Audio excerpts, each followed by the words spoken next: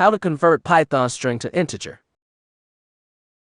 Let us take a string value and variable x, say 1, 2, 3, 4, 5, 6. To convert this string value to an integer, you can use int, built-in function, call int function, and pass the given string x as argument.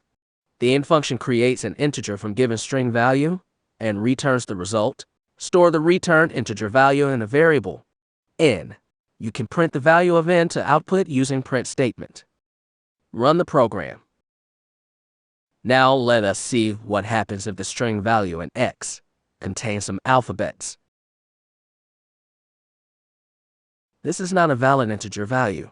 But anyways, run the program. We got value error exception. To handle this exception, place our code in try block.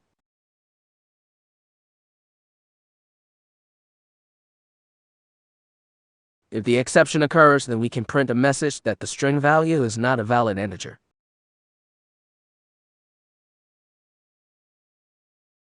Run the program.